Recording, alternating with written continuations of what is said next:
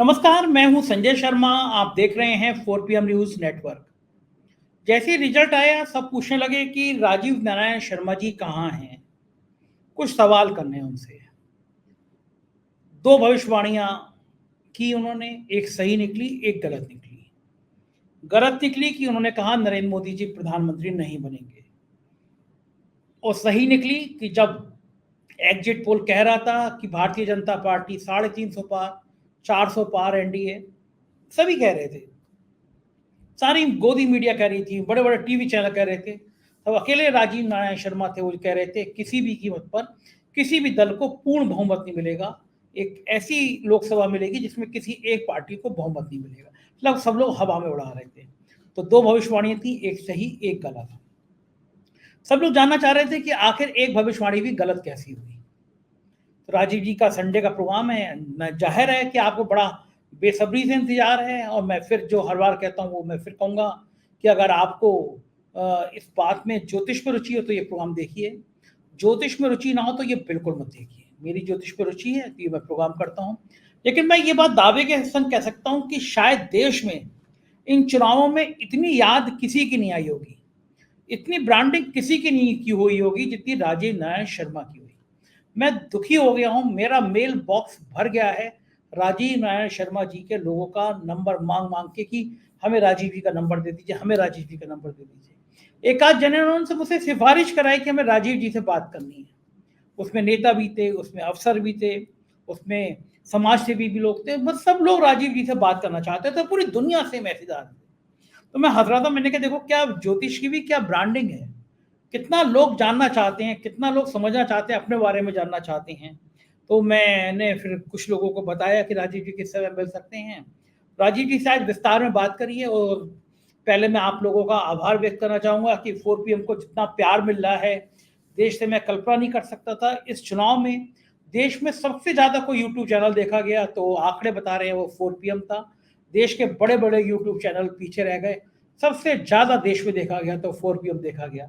ये आपका प्यार है। 48-48 घंटे, 24 घंटे में 1-1 लाख लोग 4 PM से जुड़ रहे हैं। जादू सा हो रहा है मेरी ज़िंदगी में, सच में। मैं इसके लिए हृदय से आप सभी का आभारी हूँ। मैं चलता हूँ राजीव जी के पास। उससे पहले फिर रिक्वेस्ट आपसे कि ये आपका अपना चैनल है, तो इतना अनुरोध मैं कर सकता हूँ कि आज ही इस चैनल को, नीचे ज्वाइन बटन है, ज्वाइन करिएगा, सब्सक्राइब करिएगा। चलते हैं राजीव जी की बात सुनते हैं। 4 PM न्यूज नेटवर्क में स्वागत है राजीव जी आपका। पूरी दुनिया इंतजार कर रही थी चुनाव नतीजों से पहले कि राजीव जी ने कहा था कि मोदी प्रधानमंत्री नहीं बनेंगे, और लेकिन राजीव जी ने यह भी कहा था कि पूर्ण बहुमत किसी का नहीं आएगा। और ये तब की बात है कि जब एग्जिट पोल जो आए थे वो सारे सारे 350 400 दिखा रहे थे, तो वही 50% में पास हुए। आप नंबर आपके 50% आए। आधी आप बात आपकी सच हो गई कि पार्लियामेंट में जो है किसी को बहुमत नहीं मिला, पूर्ण बहुमत किसी अकेली पार्टी को। और 50% खराब हो गई कि मोदी जी आ गए। तो मोदी जी क्या मतलब वाकई में उन्होंने कहा था कि वो बायोलॉजिकल नहीं है, देवत्व के भाव से आए हैं। ये सही बात है क्या? मोदी जी को हिला पाना असंभव है? मोदी का कौन सा स्टार ऐसा है जो आपकी बात भी सब गलत हो गई? देखिए संजय जी, ज्योतिष में, एस्ट्रोलॉजी में दर्शकों को समझना चाहिए कि भविष्यवाणी का इन डेप्थ उसको एनालिसिस करने चाहिए कि इन डेप्थ क्या चीज़ थी, हम बात क्या कहना चाह रहे हैं। हमने भाजपा की कुंडली दिखाई है आपके दर्शकों को, ये हम कुंडली बराबर शेयर कर रहे हैं। तो भाजपा का नेता कौन है? नरेंद्र मोदी हैं। तो भाजपा को पूर्ण बहुमत नहीं मिलेगा। तो हमारी एनालिसिस में ये आया, क्योंकि एनडीए की तो मेरे पास कोई हॉरोस्कोप थी नहीं। अब एनडीए में मान लीजिए चंद्रबाबू नायडू के या नीतीश कुमार के 12 सीट आने के बाद में राजयोग आ रहा है, तो वो राजयोग तो पुश करेगा नरेंद्र मोदी को। अब चूंकि नरेंद्र मोदी की 240 सीटें हैं, तो नेचुरली फिर जब मीटिंग होगी तो नरेंद्र मोदी को ही आगे किया जाएगा। तो इस विषय को दर्शक इस तरह से समझें, भाजपा के नेता का रूप में भाजपा की कुंडली में पूर्ण बहुमत का योग नहीं था, जिसको कि मैंने निरंतर आपके प्रोग्राम में दिखाया था। ये भाजपा की वर्षफल की प्रेडिक्शन है, दर्शकों को दिखाइएगा, जिसमें साफ साफ नीचे की तरफ लिखा हुआ, मैं पढ़ के सुना देता हूं कि मुंतेश और वर्ष के स्वामी शनि 6वें भाव में है, जो इनके लिए भविष्य में कानूनी लिटिगेशन, इनके महत्वपूर्ण नेताओं के गंभीर बीमारियों और अन्य अशुभ समाचार का योग बना रहे हैं। इस वर्ष पार्टी के बिखरने और टूटने का, सहयोगियों के साथ झगड़े का भी योग है। वर्षफल भाजपा के तीसरे बार पूर्ण सत्ता में आने के योग का संकेत नहीं दे रहा है। इनकी विदेशों में छवि और बिगड़ेगी, जनता का इनसे मोह भंग होगा। मोह भंग कितना हुआ उस सिलसिलेवार आंकड़े भी ये अभी मैं आपने दूंगा। 5, ये मुझे यहाँ तक याद आ रहा है, ये 5 अप्रैल के प्रोग्राम में कहा था आपने। 5 अप्रैल के प्रोग्राम, और ये 5 अप्रैल वर्षफल के प्रोग्राम में आपने कहा था कि पूर्ण बहुमत में नहीं आने का योग है। हाँ, तो ये देखिए दर्शक देख लें, ये भाजपा की 6 अप्रैल 2024 की कुंडली है, एनुअल हॉरोस्कोप। तो जब हमने एनुअल हॉरोस्कोप में बता ही दिया, और इससे ज्यादा एक्यूरेट प्रेडिक्शन क्या होगी, आपको एक बहुत अच्छी जानकारी दर्शकों के साथ शेयर करता हूं। हम जब 2005 में मैंने आचार्य का कोर्स पूरा किया था, तो मेरे साथ क्लास में एक आईपीएस ऑफिसर पढ़ते थे, और वो आईपीएस ऑफिसर इतने वीवीआईपी बने, दर्शक आराम से नाम नहीं लूंगा मैं उनका, आपके जो संजय मिश्रा ईडी के डायरेक्टर थे, इस वाले ईडी डायरेक्टर से पहले संजय मिश्रा, उनसे पहले ईडी के डायरेक्टर वही थे 2019 तक। तो वो ईडी के डायरेक्टर जो थे, उनका मेरे पास फोन आया, और वो इस समय मेरे साथ उन्होंने आचार्य का कोर्स किया था ज्योतिष का, और अभी वो भारतीय विद्या भवन में ज्योतिष पढ़ा भी रहे हैं। तो उन्होंने मुझे परसों 2-3 दिन पहले बधाई दी, स्पेशली व्हाट्सएप पर, कि राजीव यार आपने कमाल कर दिया यार, ये ऐसी भविष्यवाणी कैसे करी, पूरे इंस्टीट्यूट के टीचर की भविष्यवाणी गलत, हिंदुस्तान के सारे जोशियों की भविष्यवाणी गलत, सबके सब 300 पार, और मोदी जी को 400 सीटें दिलवा रहे थे। मैं मोदी जी की कुंडली का, मैं वो कह रहे कि यार क्या एक्यूरेट प्रेडिक्शन है, कि आपने कहा कोई हंग आएगी, तो ये हंग ही आई। तो अब इसलिए दर्शक ये माने कि हमारे जब ये जैसे एक परिवार में पिता माता और बच्चे हैं, तो उसमें सबका भाग्य होता है। अगर परिवार का पूरे सारे ग्रहों, सबके लोगों के ग्रह खराब हो जाएंगे तो परिवार डूबेगा। अगर किसी एक के भाई ग्रह अगर अच्छे चल रहे हैं तो परिवार बचा रहेगा। ऐसा ज्योतिष में कर्म सिद्धांत के आधार पर कहा जाता है। जो मैंने कर्म सिद्धांत की आपकी पुस्तक दिखाई थी ना आप लोगों को, ये कर्म सिद्धांत की पुस्तक ये बताती है हर व्यक्ति जो इस संसार में आया है अपना मुकद्दर, अपनी भाग्य को लेकर के आया है। तो इसमें ये संभावना, क्योंकि मेरे पास नीतीश कुमार की और चंद्रबाबू नायडू की कुंडली नहीं है, न टीडीपी की है, न जनता दल यू की है, तो ये संभव है कि उन दोनों के स्टार्स ऐसे पावरफुल हुए हैं कि जो नरेंद्र मोदी को पुश मिला, और नरेंद्र मोदी आप बीइंग ए लार्जेस्ट पार्टी का लीडर होने के नाते उनको क्या नाम है सरकार बनाने का निमंत्रण मिला है। एक और चीज मैं आपको बता देता हूँ इसी प्रोग्राम में जाते जाते, कि भाई दर्शक इस चीज को देखें कि नरेंद्र मोदी की सफलता किस तरह की है। जो मेरी भविष्यवाणी है उसको इस रूप में देखिए। नरेंद्र मोदी का राजनीतिक कैरियर 2001 में शुरू होता है संजय जी, और उस समय से लेके उन्होंने जितने चुनाव लड़े हैं उनको कभी भी हंग रिजल्ट नहीं आया, उनको हमेशा मेजॉरिटी मिली है। तो एक व्यक्ति जिसने वर्टिकल पूरा रॉकेट की तरह चढ़ता चला गया, पहली बार उसको ऐसा धक्का लगा कि आज वो और उनको गठबंधन की राजनीति का अनुभव बिल्कुल नहीं है, क्योंकि उन्होंने कभी देखी नहीं भाई, उनको कभी आया ही नहीं, उनके पास कभी क्या ना इस तरह का मैंडेट मिला ही नहीं उनको। तो उनको ये आगे आने वाले टाइम में उनके व्यवहार के अनुसार बहुत सारी दिक्कतें आएंगी। नरेंद्र मोदी की कुंडली तो मेरे पास है नहीं, और जो है 17 सितंबर 50 की, वो उसको मैं हमेशा ही मैंने मना किया, ये बकवास है कुंडली, क्योंकि उस कुंडली में तो बहुत गंदे गंदे योग है। मैं गंदे योग में पब्लिक को बोल नहीं सकता हूँ कि ऐसा आदमी वुमनाइजर होना चाहिए, औरत स्त्रियों का भोग करने वाला होना चाहिए। तो ये जन्मपति गलत, आप खुद ही कह रहे हो जन्मपति गलत। इसीलिए वही मैंने कहा, वो मुझे अपील नहीं करती भाई, मैंने तो हर तरह से रिसर्च की है, तो वो मैं मोदी जी हमारे ऐसे दिखते भी नहीं है, तो हमें वो कुंडली चर्चा नहीं करनी चाहिए। तो मैं आपको बता रहा हूँ नरेंद्र मोदी जी ने जो वर्टिकल राइज देखा 2001 से, पहली बार उनकी जिंदगी में आज 23 वर्ष के बाद ऐसा मौका आया कि जहां पर उनकी सरकार आज उनको कटोरा लेके खड़ा होना पड़ा। अब दर्शक आप जानते हैं रामायण का एक प्रसंग सुनाता हूं। जब भरत आए लौट के अपने ननिहाल से, और वो भैया को मनाने के लिए गए जंगल में कि भैया आ जाओ, भैया नहीं माने, क्योंकि उनको अपने कर्तव्य का पालन करना था, और अपनी माता के जो उनके जो वो थे, क्या नाम है आपके, उन्होंने जो वरदान अपने दशरथ से मांगे थे उसको पूरा भी करना था राम जी को। तो राम जी ने क्या दे दिया था, खड़ाऊ दे दी थी। आज की डेट में खड़ाऊ को आप क्या कहोगे, चप्पल कहोगे ना, आज की डेट में खड़ाऊ चप्पल कही जाएंगी। तो भरत ने पूरा शासन जो है 14 वर्ष तक खड़ाऊ अपने सिंहासन पर रख के चला है। भरत तो बराबर वाली कुर्सी पे बैठते थे, सिंहासन जो था राजा का वो खड़ाऊ रखी थी। वही आज नरेंद्र मोदी जी का हो गया कि उनके दोनों तरफ, नरेंद्र मोदी जी की प्रधानमंत्री पद की तरफ एक चप्पल नीतीश कुमार की रखी होगी और एक चप्पल नायडू की रखी होगी। खड़ाऊ कहते हैं जिसको, चप्पल खड़ाऊ एक ही बात है। तो नरेंद्र मोदी जी को जो अभी सत्ता मिली है, जब वो सुबह प्रधानमंत्री कार्यालय में आया करेंगे तो दोनों चप्पलों को उनको नमस्कार करना पड़ेगा, नायडू जी की चप्पल को और नीतीश कुमार की।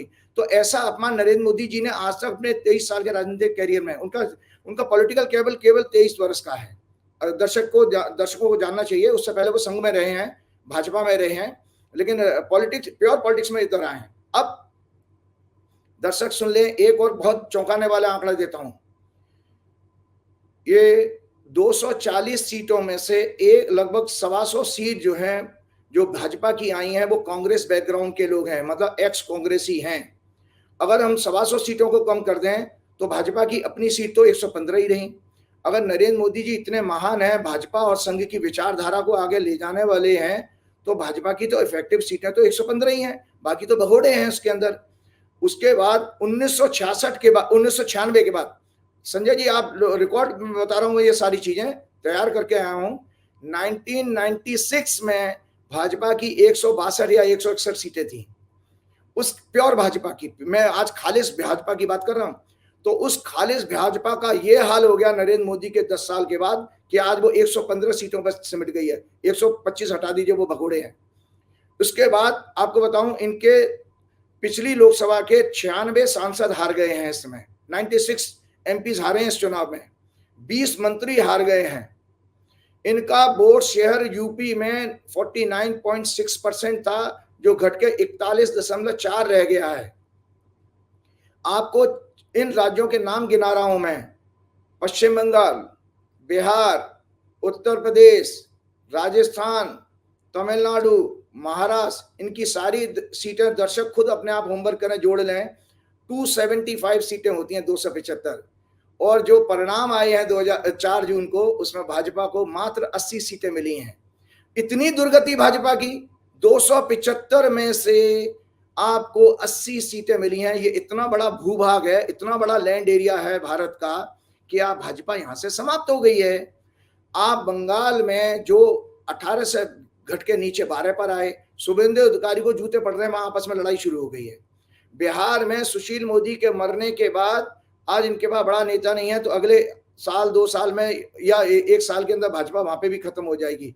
उत्तर प्रदेश में मैंने वोट शेयर बता दिया किस तेजी से गिरा है। और उत्तर प्रदेश में एक और खेला क्या किया, मायावती के 16 प्रत्याशियों के जो वोट टोटल वोट आए हैं, वो भाजपा की विक्ट्री मार्जिन से ज्यादा हैं। इसका अर्थ दर्शक ये समझ लें कि अगर मायावती ने इंडिया अलायंस का साथ दिया होता तो 16 सीटें इंडिया अलायंस की और बढ़ जाती और भाजपा सिमट करके 17 सीटों पर रह जाती। उत्तर प्रदेश में 80 में से 17, ओनली 17 सीटों पर। इसमें 2 सीटें आरएलडी को फायदा हो गया मायावती के कारण, और 14 सीटों का फायदा बीजेपी को हुआ है। इसके अलावा महाराष्ट्र में इनकी कैसी दुर्गति हुई है कि कैसे कैसे कांड करके इन्होंने इलेक्टेड गवर्नमेंट को उद्धव ठाकरे के गिराया था। फिर उसके बाद शिवसेना तोड़ दी, फिर एनसीपी तोड़ दी, और शासन 2 साल से धोखे का शासन कर रहे हैं। आज महाराष्ट्र की जनता ने इतना इनको दंड दिया है, 9 सीटों पे सिमट गई है भाजपा, ओनली 9, 48 में से 9 तो 9 सीटों पर ये तुमको दंड है। इसीलिए वो फडणवीस को इतना ह्यूमिलेशन लगा, वो इस्तीफा देने की बात करने लगा। अभी आज मैं फडणवीस की भी कुंडली डिस्कस करना चाहूंगा, दर्शकों को बताऊंगा कि इसके जीवन में दोबारा मुख्यमंत्री बनने का कोई योग ही नहीं है। ये सारे कपड़े उतार के पीपल पे 12 साल उल्टा लटक जाए तब भी ये जीवन में कभी चीफ मिनिस्टर नहीं बन पाएगा। तो भाजपा का महाराष्ट्र में कोई नेता नहीं है। गडकरी की मैंने कुंडली आपको पहले ही बता दी थी कि गडकरी की कुंडली में राजयोग नहीं है, इसलिए गडकरी प्रधानमंत्री नहीं बन सकते। पिछले प्रोग्राम में मैंने कहा था संजय जी। तो महाराष्ट्र में गडकरी के बाद एकमात्र नेता था कोई भाजपा का, तो फडणवीस था। फडणवीस के गृह योग और फडणवीस का लोकसभा में प्रदर्शन भाजपा का सत्यानाश करने जा रहा है महाराष्ट्र के अंदर भी। और राजस्थान में भी किस तरह से तेजी से देखो, उनकी 25 में से उन्होंने 11 सीटें हारी हैं शायद, जहां तक मेरा अनुमान है। तमिलनाडु में इनको जो है भी आपको पता ही है। तो जब मैं ये देख रहा हूं कि इतना खराब परफॉर्मेंस 1996 के बाद प्योर भाजपा के 115 सांसद या 120 सांसद आए हैं, तो उसको भैया आप ये नहीं मानोगे कि नरेंद्र मोदी जी के लिए इससे बड़ा जीवन में अपमानजनक जो हार नहीं हो सकती है। ये आपको तो जब मुझे तो ये लग रहा था कि मैं किसी ज्योतिषी से नहीं, किसी विपक्ष के नेता से बात कर रहा हूँ। भारतीय जनता पार्टी से इतने गुस्से में क्यों रहते हो आप? नहीं नहीं नहीं, गुस्से में नहीं ले रहा हूं। देखिए ऐसा है कि दर्शकों को ये पता नहीं है, एस्ट्रोलॉजर के बारे में ये कहा गया है कि जिस ज्योतिषी के अंदर उआ पो पट्टू नहीं है, अपनी बात को, अपनी भविष्यवाणी को इंटरप्रिटेट करने की लॉजिकली और रीजनिंग के साथ नहीं अगर वो बता सकता तो अच्छा ज्योतिषी नहीं हो सकता है। भगवान ने मेरे अंदर वो गुण दिया क्योंकि मेरी कुंडली में बहुत अच्छा योग है हनुमान जी की कृपा से। अच्छा मुझे बताइए, आपने कहा कि मोदी जी प्रधानमंत्री नहीं बनेंगे, पक्का नहीं बनेंगे, ये योग है। अब वो किसी के बड़े योग से बन गए, वो चंद्रबाबू नायडू के बन गए, वो नीतीश के बन गए, लेकिन बन गए ना, तो इसका मतलब उनकी उनकी उनके जो स्टार्स हैं वो ये बता रहे हैं ना कि वो प्रधानमंत्री बने, तो अब तो वो बने रहेंगे 5 साल से, होने क्या समस्या है। बिल्कुल बिल्कुल, मैं अभी अब वो भी आपके बात शेयर करने वाला हूं कि वो भी मैं दिखाने वाला हूं कि भाई उनके पार्टी तोड़ेंगे नायडू की और नीतीश की, बने रहेंगे। बिल्कुल बिल्कुल, बहुत अच्छी बात आपने कही। एक दर्शकों को इस बीच में छोटी सी प्रेडिक्शन और शेयर करता हूं। इस समय भयंकर गर्मी पड़ रही है दर्शकों, और आप देख रहे हैं भयंकर, मतलब दिल्ली में 100 साल के रिकॉर्ड भी टूट रहे हैं देश में। ये संवत्सर की कुंडली आपके 5 अप्रैल को ये भी शेयर की थी मैंने। हाँ, इस संवत्सर की कुंडली में संजय जी ये इसका प्रेडिक्शन पार्ट था जो मैंने आप लोगों को भेजा था, और आज भी दिखाइएगा दर्शकों को। इसमें मैंने लिखा है, जब मैंने आगजनी की घटनाएं बनी थी तो आपने इसको बताया भी था कि आगजनी की घटनाएं बढ़ेंगी, तो मैंने लिखा fighting amongst the Kings, plenty of fires in the forest and other places, robberies, major accident, earthquakes, loss of property, assets, bad for farming, मतलब किसानी के लिए खराब होगा। होस्टाइल वेदर, होस्टाइल वेदर का मतलब क्या होता है कि मौसम का ऐसा जो बेकंट्रोल हो, जिसको मतलब असहनीय मौसम, और सेक्स स्कैंडल वगैरह, ये सब मैंने कही थे। तो इसी प्रेडिक्शन में लास्ट में एक लाइन और लिखी थी मैंने, वो मैं पढ़ के सुना दे, बहुत इंपॉर्टेंट है आज के डिस्कशन में। चुनाव आयोग की भूमिका पर प्रश्न चिन्ह लगेगा, level playing field and free and fair election के लिए। ये मैंने पिछली बार भी कहा था। तो आपको बताता हूँ कि जो परिणाम आए हैं, और जिस समय जब ये मंगल ने राशि बदली थी, उससे पहले मंगल मीन राशि में राहु के साथ था, जब आपके 2 या 3 चरण के चुनाव हुए हैं, 3 चरण के चुनाव था। आने वाले टाइम में कुछ इलेक्शन के परिणामों को सुप्रीम कोर्ट में और इलेक्शन कमीशन में जो है चैलेंज किया जाएगा। आज दर्शकों मैं आपको बता रहा हूं कि जो सीटें भाजपा की आई हैं, इसमें कुछ सीटों के परिणाम जो है आने वाले समय में ग्रह योग के कारण लिटिगेशन में फंसेंगे। तो ये तो हो गया हमारे इस बात का। अब मैं आपको इस प्रश्न का जवाब देता हूं जो आपने कहा था। पहली बात मैं बता देता हूं कि जो ओथ वाली बात करी है, मैं बहुत अच्छी कुंडली लेकर के आया हूं आज, कि आज के दिन हमारा जब प्रोग्राम सुबह है, लेकिन हमारा शाम के टाइम में आज मोदी जी ओथ लेने जा रहे हैं, और वो ओथ का समय जो मीडिया में आया है वो 7:15 पर आया है शाम के, और उसका ये कुंडली है, ये आपकी वृश्चिक लगन की कुंडली बनी है। 7:15 पर दर्शक देख रहे हैं, और ये उसका नीचे का राइट अप है। आप दिखा दीजिएगा, जब पूरी कुंडली दिखाएंगे तो उसको दिखाइएगा। ये कुंडली 9 जून 2024 की संडे का दिन 7:15 पे मैंने उसका हेडिंग दिया है मोदी 30 गवर्नमेंट। ये वृश्चिक लगन की कुंडली बनी है। 5वें घर में राहु है, 6वें घर में मंगल है, बृहस्पति, शुक्र, बुध और सूर्य 7वें घर में, और 9वें घर में चंद्रमा है, और 11वें भाव में केतु है। तो इस कुंडली का सबसे बड़ी खराब बात क्या है, वैसे तो ज्योतिष के जो फंडामेंटल है उसको बताने से पहले मैं आज आपको एक किताब दिखाना चाह रहा हूं, दर्शक देख लें। ये मुहूर्त चिंतामणि है, मुहूर्त चिंतामणि। ये किताब वो किताब है जिसमें राजा के राज्याभिषेक के सिद्धांत दिए हुए हैं, प्रिंसिपल, क्या क्या नियम का पालन होना चाहिए जब राजा कहीं किसी भी देश में, आज की डेट में प्रधानमंत्री होता है, वो ओथ लेता है, तो उसके फंडामेंटल प्रिंसिपल दिए हुए हैं। तो कल का प्रिंसिपल इस पुस्तक के अनुसार मोदी जी का जो कल का शपथ ग्रहण है वो अशुभ काल में हो रहा है, अशुभ काल में हो रहा है, क्योंकि इसका ये मेरे सिद्धांत मैंने नोट किए हुए हैं इसी पुस्तक से। तो उससे ये सिद्धांत कहते हैं सूर्यास्त के बाद राज्याभिषेक नहीं होना चाहिए, ओथ नहीं, राज्याभिषेक की अंग्रेजी है ओथ। सूर्यास्त के बाद राज्याभिषेक नहीं होना चाहिए। शास्त्रों के अनुसार राजा की तुलना सौर मंडल के राजा सूर्य से की जाती है। सूर्य उत्तरायण हो, गुरु शुक्र सूर्य लग्नेश मंगल चंद्र और वर्तमान दशा का स्वामी, राशि का स्वामी बलवान होना चाहिए, सिद्धांत है। तो इसमें इस जो कुंडली मैंने अभी दिखाई थी ओद की, इस कुंडली में लगन के ऊपर, पहली बात आपको भी शायद थोड़ी सी जानकारी हो चुकी होगी, ज्योतिष में 3 घर जो है कष्ट के माने गए हैं, 6, 8, 12। ये अगर इनका कहीं भी प्रभाव हो जाए वह बैंड बजेगा उस फील्ड से संबंधित, उस हाउस से संबंधित। तो इस कुंडली में जो मोदी जी जिसमें शपथ लेने जा रहे हैं, लगन पर 6 लॉर्ड की, मतलब 6वें घर के स्वामी की, 8वें घर के स्वामी की और 12वें घर के स्वामी की दृष्टि है, प्लस 6वें घर में मंगल जो शनि से तीसरी दृष्टि से पीड़ित हो रहा है, उसकी दृष्टि चलेगी। 6वां घर होता है झगड़े का। इसका अर्थ है कि जूतम पेजार शुरू होगी सहयोगी दलों में, और सरकार के ऊपर मंत्रिमंडल के गठन से लेकर के कई विषयों पर झगड़े होंगे, सरकार की पॉलिसी से संबंधित झगड़े होंगे, और सरकार का एरोगेंस जो है वो आपके सहयोगी दलों को, जो गठबंधन के साथी हैं, उनको पसंद नहीं आएगा, जिसके कारण ये सरकार अपना कार्यकाल पूरा नहीं कर पाएगी। जो कि मैंने वर्षफल की कुंडली आपको दिखाई है, जिसका का पीरियड 5 अप्रैल 2025 तक है। तो दर्शक मेरे बारे में ये जान सकते हैं कि ये खराब समय मैं कब तक देख रहा हूं। ये खराब समय चलेगा 5 अप्रैल 2025 से, आज से शुरू होकर के। तो इसमें और भी कहा गया है, सिद्धांत ये दिए गए हैं कि हमेशा लगन पीड़ित नहीं होना चाहिए, लेकिन इस कुंडली में लग्न और लग्नेश दोनों पीड़ित हैं, प्लस चंद्रमा भी भाग्येश है, भाग्य के स्थान में है, लेकिन वो मंगल से पीड़ित हो रहा है। और इसमें क्या, इस कुंडली में क्या कमी है जो मैंने आपको दिखाई।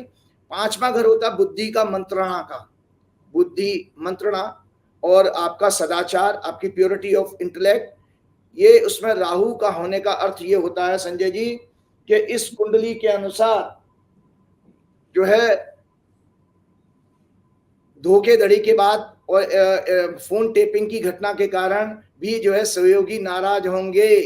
इस कुंडली में मैं आपको बहुत एक अच्छी चीज बताता हूं, इसके अंदर एक भाजपा की कुंडली मैं पढ़ के सुनाता हूं। भाजपा की कुंडली, उनका वर्षफल और मोदी 30 की कुंडली स्पष्ट संकेत देती है कि ये गठबंधन का धर्म नहीं निभा पाएंगे, क्योंकि मोदी जी को आदत भी नहीं है गठबंधन की, क्योंकि उन्होंने कभी देखा ही नहीं ना। अपने सहयोगियों के साथ छल कपट के द्वारा उनके सांसदों को अपनी पार्टी में मिलाकर अपनी स्थिति मजबूत करने का अवश्य ये प्रयास करेंगे। तो ये मैं पॉलिटिकल बातें नहीं कर रहा हूं जो सोशल मीडिया में चल रही है, मैं कुंडली को पढ़ के बता रहा हूं कि योग है। क्योंकि बीजेपी की कुंडली जो मैंने दर्शकों आपको दिखाई है, उसमें बुध पीड़ित है, और ज्योतिष का सिद्धांत है बुध जो बुद्धि का कारक है, अगर वो राहु केतु जैसे ग्रहों से पीड़ित हो तो ऐसे व्यक्ति के कुंडली में कपटी योग होता है, कपट योग होता है ना, कपट जो छल कपट करते पीठ में छुरा भौंकने वाले। तो बीजेपी की कुंडली अपने आप में ही छुरा भौंकने वाली है। इसीलिए देखिए उन्होंने अपना ही सहयोगी शिवसेना का क्या हाल कर दिया। और आज आप खुद देखिए कि आपकी अकाली दल की क्या स्थिति आप जानते ही हैं।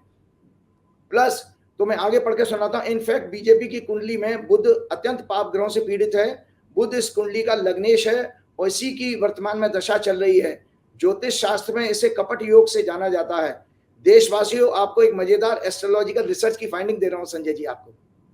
आप 100 कुंडली ले आइए, 100 करोड़ लोगों की कुंडली, जिनके तलाक हो चुके हों, डिवोर्स हो चुके हों, या जिनके कोर्ट कचहरी में मैटर चल रहे हों, या जिनके किसी कारण उनका पति या पत्नी की मृत्यु हो चुकी हो, उनकी कुंडली में एक योग होता है। 8वां घर मृत्यु का होता है और परमानेंट विच्छेद का होता है। मतलब परमानेंट लेवल पे कोई अगर रिलेशनशिप ब्रेक होगी तो 8th लॉर्ड उससे संबंध बना लेगा। अगर वो 8वें घर का लॉर्ड 5वें घर में चला गया तो बच्चे से आपके संबंध खराब हो जाएंगे। अगर 8वें घर का लॉर्ड 11वें भाव में चला गया तो भाई से संबंध आपके खराब हो जाएंगे। 8वें घर का लॉर्ड अगर 9वें घर में चला गया तो पिता से संबंध खराब हो जाएंगे। 8वें घर का लॉर्ड अगर 4थे घर से संबंध बना रहा है तो माता से आपके विवाद हो जाएगा, झगड़े हो जाएंगे। जो अभी कुंडली दर्शकों मैंने दिखाई है, इसमें मोदी जी जिस लग्न में शपथ लेने जा रहे हैं उसमें अष्टमेश बुध 7वें घर में बैठा है, और 7वां घर होता है कंप्रोमाइज का, गठबंधन का, शादी का। तो ये जो शादी हनीमून है नीतीश कुमार और नायडू के साथ, ये हनीमून चलेगा नहीं। इस कुंडली में एक विचित्र योग और है। मैंने पहली रिसर्च की थी संजय जी, जब हम ज्योतिष में 2 साल का आचार्य का कोर्स करके आए, मजेदार किस्सा है, दर्शक सुनेंगे कि उस समय हमको टॉपिक मिला था लव मैरिज का, कि भाई किसी कुंडली में लव मैरिज कैसे देखेंगे। तो जब हमारे गुरुजी राव साहब आए थे, पहला रिसर्च का क्लास वही लेते थे, तो सबसे पहले उन्होंने आकर के कहा कि भाई आप लोगों में किस किस की लव मैरिज हुई है, हाथ खड़ा करो। तो मैंने भी हाथ खड़ा कर दिया, मेरी लव मैरिज हुई है। मैं ब्राह्मण हूँ, मेरी बीवी पंजाबी है दिल्ली की, तो मैंने हाथ खड़ा कर दिया। तो राव साहब ने सबसे पहले मुझे बुलाया, आइए ब्लैक बोर्ड पे अपनी कुंडली लगाइए। तो मैंने अपनी कुंडली लगा करके बताया कि देखो। तो राव साहब ने कहा देखिए इनकी कुंडली में 5वें घर का संबंध और 7वें घर का संबंध आ रहा है, इसीलिए इन्होंने प्रेम विवाह किया। तो दर्शकों मजेदार बात यह है कि जो नरेंद्र मोदी जिस योग में शपथ ले रहे हैं उसमें 5वें घर का स्वामी बृहस्पति 7वें घर में बैठा है, तो ये लव मैरिज है। अब लव मैरिज किस लिए हुई है उसका एक लॉजिक और दे देता हूं। 8 के बाद दूसरे भाव की राशि 9 नंबर बनती है धनु, धनु होती है धन। तो ये पैसे के कारण प्रेम हुआ है, प्रेम विवाह जो हो रहा है इसमें धन आया है, धन और कुछ मजे लेने की बातें आ रही हैं। इस कुंडली में एक और बात खराब है जो भारत की कुंडली को मैं बता देता हूं। ये भारत की कुंडली है दर्शकों, ये देख लो, भारत की कुंडली का वृषभ लगन है, इसका स्वामी शुक्र होता है और शुक्र इसमें वर्तमान में अस्त चल रहे हैं। मैंने अपने पर्सनल कुछ नजदीकी लोगों को बताया था कि जब मैं बता रहा था कि इंडिया अलायंस की सरकार बन सकती है, तो मैंने एक बात दबी जबान से कही थी, अगर इंडिया अलायंस की सरकार बनेगी तो ये सरकार चल नहीं पाएगी। क्यों? क्योंकि लग्नेश इस समय और बुध और क्या नाम है, बृहस्पति और शुक्र अस्त चल रहे हैं। जब परिणाम आया है ना आपका 4 जून को, उस समय बृहस्पति अस्त थे, 6 को उदय हुए हैं, लेकिन बच्चा तो पैदा हो गया ना भाई। 4 जून को बच्चा तो आ गया, बच्चा 2 दिन का हो गया जब बृहस्पति उदय हुए हैं, लेकिन बृहस्पति के कमजोर होने का प्रभाव उसके ऊपर आ चुका है। दूसरा शुक्र इसको, जिसको कि हमारे आम भाषा में पंडित लोग कहते हैं तारा डूबा हुआ है, तो शुक्र इस समय अस्त है जो 19 जुलाई को उदय होंगे। तो इसका अर्थ ये है भारत की कुंडली में जो सरकार बनने जा रही है अस्त शुक्र के प्रभाव में बन रही है। इसका मतलब है कमजोर सरकार होगी, जिसका कि भविष्य, जिसकी की आयु कम होगी। ये मैंने एक सिद्धांत और आपको बता दिया। तो पहले तो मैंने बताया कि ये गठबंधन हुआ किसी वेस्टेड इंटरेस्ट के कारण, पैसे के कारण। अच्छा, एक इस कुंडली में एक और बहुत विचित्र योग है, मैं आपको बता रहा हूं, जो मैंने कुंडली आपको दिखाई है कि इस कुंडली में सबसे बड़ा खतरनाक क्या चीज आ रही है भैया संजय जी, सुन लीजिए दर्शक लोग। 10वें घर का लॉर्ड सूर्य, 7वें घर का लॉर्ड और 12वें घर के लॉर्ड शुक्र के साथ क्लोज डिग्री में है, प्लेनेटरी वॉर कहते हैं इसको। They are in close degree with lagna. देश में विदेशी निवेशकों के द्वारा, ध्यान से दोबारा रिपीट कर रहा हूं, देश में विदेशी निवेशक, विदेशी भाव देखा जाता 12वें घर से, तो 12वें घर का स्वामी शुक्र हो गया और सेकंड लॉर्ड गुरु भी बैठा है वहां पे। 5वें घर से मैंने आपके पिछले प्रोग्राम में बताया था शेयर मार्केट देखते हैं, और 8वें घर से स्पेकुलेशन देखते हैं। तो 5वें घर का स्वामी भी जो है इसमें बृहस्पति बैठा है और 8वें घर का स्वामी भी 7वें भाव में बैठा है बुध। तो मैं इसमें भविष्यवाणी कर रहा हूं आज, देश में विदेशी निवेशकों के द्वारा बहुत बड़े शेयर मार्केट का पर्दाफाश, जिसमें गठबंधन के लोगों को भी भ्रष्टाचार के इस पैसे से खरीदने का संकेत आ रहा है। मतलब शेयर बाजार का बहुत बड़ा स्कैंडल इसमें एक्सपोज होगा, जो अभी 2 दिन 3 दिन पहले, 1 हफ्ते पहले हुआ है। 30 लाख करोड़ का मतलब हेरफेर हो गया। ये केस जो है अल्टीमेटली संसद को चलने नहीं देगा और इसमें सुप्रीम कोर्ट तक मैटर जाएगा, जो सरकार के लिए किसी तरह का लिटिगेशन का संकट दिखा रहा है। पहले ही मैंने कहा कि 6वें घर का लॉर्ड, जो दर्शक देख लें, मंगल 6वें भाव से शनि से पीड़ित होकर के लगन को दृष्टि दे रहा है। इसका अर्थ यह हुआ कि सरकार कानूनी पचड़ों में फंसने जा रही है। मतलब पैदा होने से पहले इस सरकार की विचित्रता यह है कि कहते हैं ना, सिर मुड़ाते ओले पड़े। पहले ही शपथ लेने से पहले ही जो है आपके पास इतना बड़ा खुलासा हो गया, 30 लाख करोड़, मतलब विश्व इतिहास का सबसे बड़ा शेयर घोटाला होगा ये, वर्ल्ड का शेयर मार्केट का सबसे बड़ा स्कैंडल। फिर मैंने इसमें लिखा 8वें घर का लॉर्ड मरकरी 7वें भाव में है, संकेत दे रहा है गठबंधन टूटेगा, ये मैरिज नहीं चलेगी, इनका आपस में प्रेम में धोखा। एक पिक्चर आई थी लव में धोखा, लव में धोखा, तो वो बेसिकली लव में धोखा इनके साथ होने जा रहा है।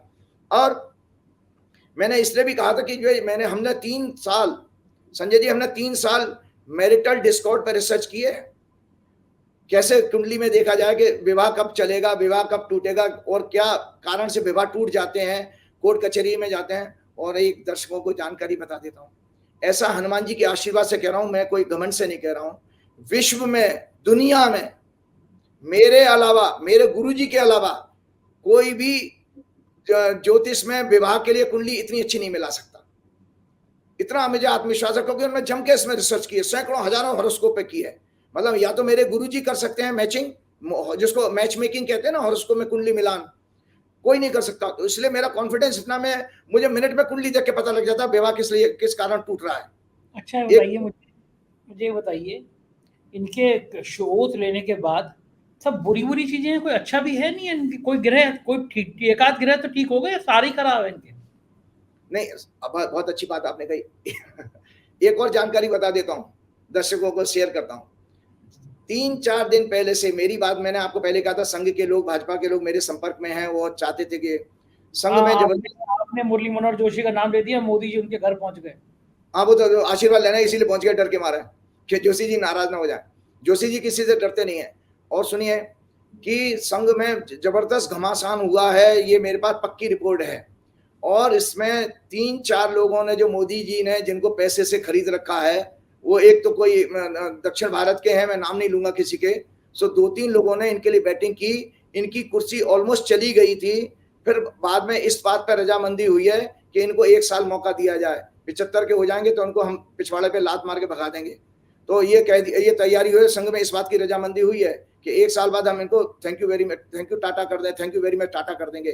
क्योंकि वो 3 लोग धन के कारण और किसी सुख के कारण, जैसे जेट प्लस सिक्योरिटी दे दो या और कोई घोड़ा गाड़ी बंगला दे दो, इसके कारण वो वेस्टेज इंटरेस्ट हैं। मैंने आपको पहले ही कहा था कि जो देश में आज हुआ है उसकी पूरी की पूरी जिम्मेदारी आरएसएस की भी है, क्योंकि आरएसएस ने अपने स्वदेशी जागरण मंच का अपना जो आइडियोलॉजी है उसको छोड़ा, मजदूर किसान संघ के कल्याण की, आदिवासियों की, महिलाओं के कल्याण की सारी स्कीमों को ताक पे रख दिया मोदी को अंधा फेवर करने के लिए। जिसका कारण ये, जो जितने राज्य मैंने आपको बताए हैं संजय जी, आज आरएसएस के लिए प्रश्न चल रहा है, इनकी शाखाएं नहीं चल पाएंगी क्योंकि लोगों में इतना नाराजगी हो चुकी है। और मैंने आपको बताया एक और टोटल जो वोट आया है 4 जून को रिजल्ट में, भाजपा को ग्रामीण वोट जो है काफी मात्रा में गिर गया है, केवल अर्बन वोट 2019 से थोड़ा सा प्लस गया है। इसका मतलब है अर्बन लोग जो मिडिल क्लास होते हैं वो अभी भी अंधभक्ति में लगे पड़े हैं।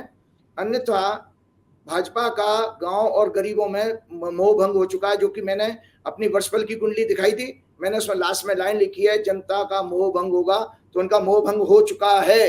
तो ये एक कुंडली और मैं आज चर्चा करने जा रहा हूं दर्शकों, ये है भैया देवेंद्र फडणवीस की कुंडली। दर्शक देख ले, देवेंद्र फडणवीस की ये कुंडली है। खाली यहाँ पे कोई लाइन खींची नहीं है आपने, एक लाइन खींची है। हाँ, तो वो दिखा दिया मैंने, वो लाइन खींचे, दशा इनकी ऐसी चल रही है। फडणवीस का जन्म 22 जुलाई 1970 को हुआ था, बुधवार का दिन था, 6:09, नागपुर का जन्म है। कर्क लगन की कुंडली है, लगन में सूर्य, मंगल और बुध हैं, वाणी के घर में द्वितीय भाव में केतु और शुक्र हैं, और 8वें घर में चंद्रमा और राहु हैं, चौथे घर में बृहस्पति हैं, और 10वें घर में नीच का शनि है। दुर्भाग्य यह है इस व्यक्ति की 8वें घर से संबंधित केतु की दशा चल रही है, केतु में चंद्र चल रहा है जो 8वें भाव से संबंध बना रहा है।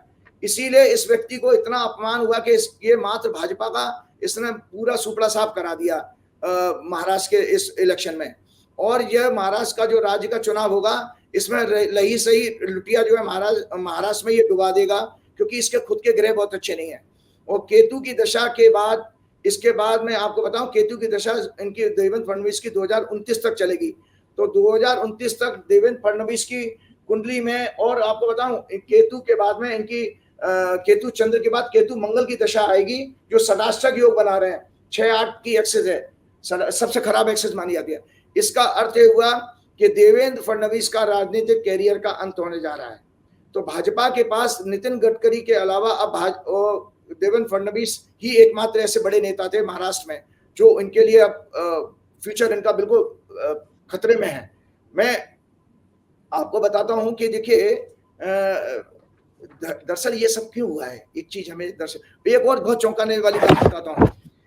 गीता में भगवान ने पिछले प्रोग्राम में गीता में बताया, गीता का श्लोक मैंने बताया था कि भगवान कहते हैं काम, क्रोध, लोभ, हे अर्जुन, ये मनुष्य के सबसे बड़े शत्रु हैं, ये नरक के द्वार हैं जो तुम्हारा पतन कराते हैं। आज 3-4 नाम मैं लेने जा रहा हूं कि उनका पतन कैसे हुआ। दर्शक इसको ध्यान से सुने। 2010 से जब नरेंद्र मोदी जी सत्ता में आए तो उन्होंने जितने अपराध किए संसद नहीं चलने दी, चोर दरवाजे से ऑर्डिनेंस ला करके राज्यसभा से इधर उधर से मेजोरिटी मैनेज करके उन्होंने बिल पास कराए हैं।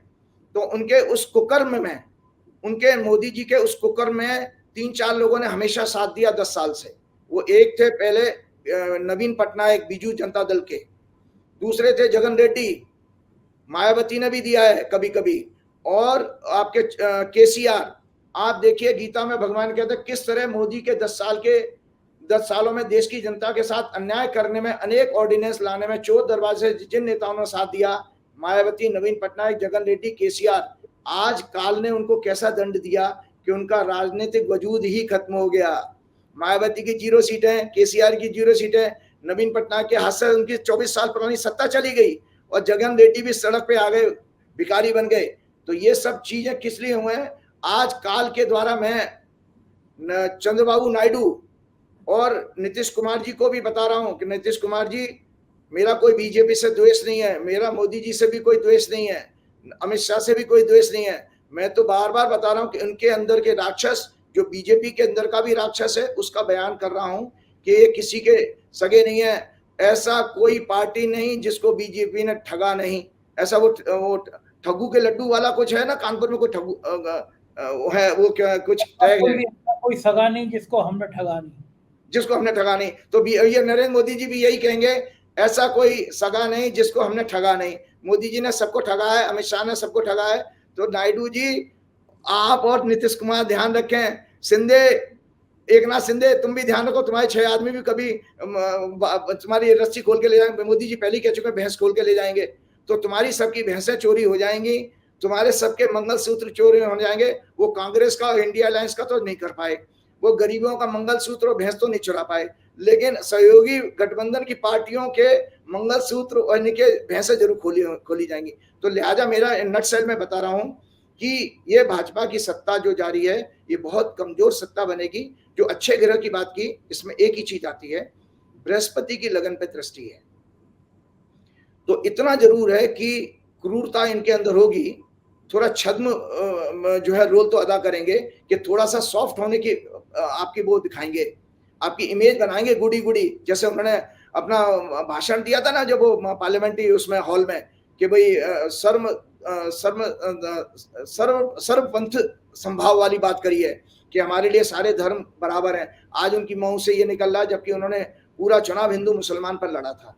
तो खैर, मैं चलते चलते आपको बता रहा हूं कि मोदी जी की जो हार का कारण है, देखिए हार इसलिए है, आप ये मत मानिए वो प्रधानमंत्री पद उनको मिल रहा है, लेकिन किस कंडीशन में प्रधानमंत्री पद मिला है कि जिस व्यक्ति ने 2001 से कभी गठबंधन किया न हो, आज उसको 2 साथियों को साथ ऐसे ले, और देख भी रहे हैं मंच पे, आप देखे थे, उन्हें राजनाथ और अमित शाह को एक तरफ बैठा रखा था, गडकरी बाद में जमाइयां ले रहे थे सामने, और उनके सगे कौन बने हुए थे, गलवैया किसके साथ डाल रहे थे, नीतीश के साथ। मुंह फाड़ फाड़ के हंस रहे थे मोदी जी और चंद्रबाबू नायडू के साथ, क्योंकि उनको पता है कि इनकी वजह से तो उनको ऑक्सीजन आई है। ऑक्सीजन के 2 सिलेंडर हैं इनके, ये जो है मोदी जी के, नायडू और नीतीश कुमार। तो मोदी जी के हार का कारण यह है दर्शकों, मैंने आपको रामायण का एक प्रसंग सुनाया था विभीषण गीता का, कि जब राम जी ने से विभीषण ने कहा कि प्रभु आप तो नहीं जीत पाओगे, क्योंकि रावण के पास तो सारे तरह से सर्व साधन से सुसज्जित जो है, मतलब पूरी तरह से क्या नाम है, ऑल टाइप्स ऑफ मेटेरियलिस्टिक चीजों से वो रथ है, उसके बाद जीत कैसे पाओगे? तो भगवान का जवाब था कि मेरे पास धर्म का रथ है। तो आपको मैं बताऊं, किसी कोई पॉलिटिकल पार्टी नहीं जीती है इस चुनाव में, इस चुनाव में जनता जीती है, और जनता ने अपना मतादेश इतना बढ़िया दिया है कि बार बार मैं जनता को प्रणाम करता हूं कि आपने बहुत अच्छा काम किया। इस देश में लोकतंत्र के अंदर हमारी विश्वास को बढ़ा दिया। हालांकि इसमें चुनाव आयोग अभी भी दोषी है, जो उसको भगवान दंड देगा। तो वो रथ बता देता हूं, क्योंकि मोदी जी के पास वो रथ नहीं था, इसलिए मोदी जी का इतनी बुरी इसमें हार हुई है कि मोदी जी खुद जो है अपनी सीट को, मैंने क्या कहा था आपको याद होगा, मैंने आपके प्रोग्राम में कहा था कि मोदी जी को चुनाव में परेशानी आने वाली है। मोदी जी 3 राउंड तक जो है, मैंने आपके प्रोग्राम में ये बात कही थी, तो अब आपने कहा था यार मोदी जी तो जीत के जाने चाहिए, संसद में बोलने चाहिए, आप मोदी जी से इतना नाराज क्यों रहते हो? आप सोचिए, मोदी जी जैसा व्यक्ति जो हजारों करोड़ रुपए 10-15 बरस से खर्च कर रहा है ब्रांडिंग के लिए, पूरे संसार में इतना महंगा कैंपेन कोई नहीं चलाता अपने व्यक्ति को महिमा मंडन के लिए जितना मोदी चलाते हैं। आज वो मोदी जी चुनाव के राउंड में 3 राउंड में पीछे चल रहे थे, और उसके बाद एक एवरेज बिलो एवरेज मार्जिन से जीते हैं। प्रधानमंत्री पद पर बैठा व्यक्ति अगर वो आपको 1,52,000 से जीते तो ये उसके लिए शर्मनाक है, क्योंकि इनसे ज्यादा अच्छे तो शिवराज सिंह चौहान जो 8 लाख से ऊपर जीते हैं। तो आप, और ये राहुल गांधी के लिए मजाक उड़ा रहे थे कि राहुल की आयु से कम सीटें आएंगी कांग्रेस की। देखिए भाजपा नीचे गिरी है, उसमें भी राहुल, कम से कम राहुल इतना ऑडिटरी पावर उसकी अच्छी नहीं है। मैं अगर राहुल की जगह होता, मैंने कहा मोदी क्या बात करता है, तू 125 आदमी तो हमारे लिए बैठा है, तू अपना है क्या, तेरी औकात क्या है। मैं बोल सकता था, मैं सदन में खड़ा होकर बोलता, इसी रफ अंदाज में बोलता। मैं कभी किसी से डरने वाला नहीं, सत्य को कहना आना चाहिए। राहुल के अंदर वो अभी वो पावर नहीं है। क्यों? क्योंकि आप सच को बोलिए, क्योंकि वो आपका मजाक उड़ा रहा था। वो ये कह रहा था 240, अरे भाई ये देखो कि तुम जो है 303 से नीचे गिरे, तुम तो शुरुआत से 400 पार का नारा लगा रहे थे। तुम तो कह रहे थे मोदी की गारंटी, कहां गई मोदी की गारंटी? मोदी की गारंटी नाली में फेंक दी जनता ने उठा करके। मोदी के गारंटी के पर्चे उठाकर लोगों ने टॉयलेट में डाल दिए हैं, टॉयलेट पेपर की तरह यूज किए गए हैं। और मोदी के 400 पार का नारे की हवा निकाल दी कि मोदी आज जो है 240 पे आ गए, और मोदी की ऐसी हवा निकाली। और कांग्रेस का मजाक उड़ा रहे थे। कांग्रेस का बताना सक्सेस रेट क्या है? 52 से कहां पहुंची, 100 क्रॉस कर गए हैं। वो पप्पू यादव ने ज्वाइन कर लिया ना सर, तो उनकी 100 हो गई महाराष्ट्र के अंदर दिल्ली। तो अगर 52 सीटों से अगर 100 को करके मोर देन 80% सक्सेस है कांग्रेस की। तो इस पूरे चुनाव में अगर सबसे बड़ी सक्सेस मिली है किसी को, ममता बनर्जी, अखिलेश यादव, महाअघाड़ी गठबंधन और कांग्रेस को मिली है। भाजपा तो नीचे गई है बाबूजी। वो इसलिए गई है कि मोदी के पास अधर्म का रत्था, झूठ फरेब, ईडी, सीबीआई, इलेक्शन कमीशन, इनके इन चोरों का आप साथ लेकर के, और गोदी मीडिया, इनका साथ लेकर के आपने जो है सरकार अपनी चलाई है। आज इतना खराब लग रहा था, योगेंद्र यादव का एक मैं इंटरव्यू सुन रहा था, वो ये कह रहा था काश गोदी मीडिया ने अगर ईमानदारी से देश का साथ दिया होता तो मोदी की सीट 180 से ज्यादा नहीं आ सकती थी। ये योगेंद्र यादव का आंकलन था। तो मैं इसीलिए बताता हूँ कि विभीषण भगवान ने कहा था कि जो धर्म का रथ होता है, शौर्य और धैर्य, इसके 2 चक्र होते हैं। चक्र मतलब पहिए। शौर्य कहते हैं बाहरी शक्तियों की चुनौती का सामना करने की शक्ति, और धैर्य कहते हैं जो आंतरिक बल और आंतरिक शक्ति होती है, उसको धैर्य कहते हैं। सत्य और शील इस रथ की ध्वजा और पताका है। बल, विवेक, संयम और परोपकार इसके अश्व हैं, घोड़े हैं। कृपा, क्षमा और समता इस रथ की लगाम है। इनमें से एक भी चीज नरेंद्र मोदी के रथ में नहीं थी। इसीलिए नरेंद्र मोदी इस युद्ध को, 2024 के चुनाव रूपी युद्ध को बुरी तरह से हारे हैं।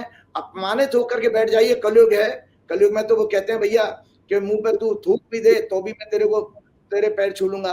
तो मोदी जी की हालत ऐसी हो गई है कि कैसे वो जो है उसको जगन रेड्डी का, जो जयंत चौधरी का हाथ पकड़ के खींच रहे हैं। एक एक पार्टी के आदमी के सामने हाथ जोड़ के मोदी जी की काल ने ऐसी दुर्गति कर दी है कि एक एक एमपी मांझी जैसे और कौन कौन से लोगों, उनके सामने उनको मंच पर बैठा करके मोदी जी को नमस्कार प्रणाम करना पड़ रहा है। जो मोदी कभी देश के भाजपा के नेताओं से हाथ नहीं मिलाते थे, कभी गले नहीं लगाते थे, आज एक एक एमपी के लोगों को गले लगाना पड़ रहा है। तो मैं आज अपना प्रोग्राम का समापन करता हूं। दर्शकों, इससे आप देख लीजिए, जो मैंने आपको बार बार कहा था कि जो काल जो है वो अपना काम करता है, और जो मैंने पद्म पुराण का कोट पढ़ के सुनाया था उसको खत्म करके मैं प्रोग्राम खत्म हुआ। According to Padma Purana, every human life is the story of the karmas of the past life. No one can escape it because life is a mixture of sins and holy deeds. In birth after birth, they give their results. According to Mahabharata, in every birth of his karmas, a person chases him, or karmas of a person, karmas chases him, and he has to enjoy or suffer according to the karmas he has done in his past life.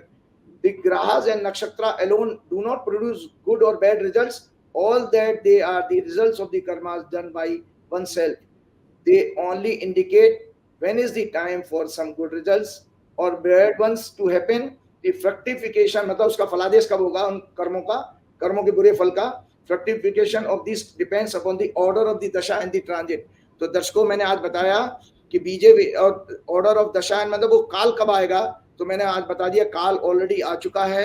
जो 6 अप्रैल 2024 से जो काल शुरू हुआ था, जिसको वर्षफल कहते हैं, वो प्लस नरेंद्र मोदी जी की ओथ की जो कुंडली है, ये दोनों चीजें बता दी है। जो मैंने पद्म पुराण का कोट पढ़ा था कि आपके अपने बुरे फलों का फल आपको भोगना ही पड़ेगा।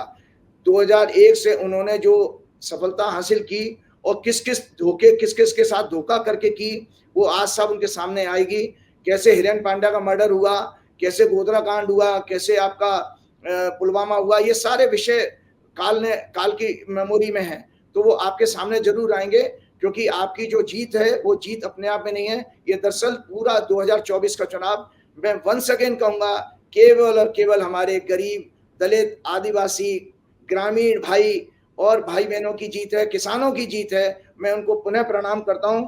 और राम द्वारे तुम रखवारे, होत न आज्ञा बिन पैसारे, सब सुख है तुम्हारी सरना, तुम रक्षक काहू को डरना, तुमरो मंत्र विभीषण माना, लंकेश्वर में सब जग जाना, अस्य सिद्ध नौ निधि के दाता, असवर दीन जान की माता, साधु संत के तुम रखवारे, असुर निकंदन राम दुलारे, जय श्री राम, कृपा करहु गुरुदेव की नाय, जय हनुमान।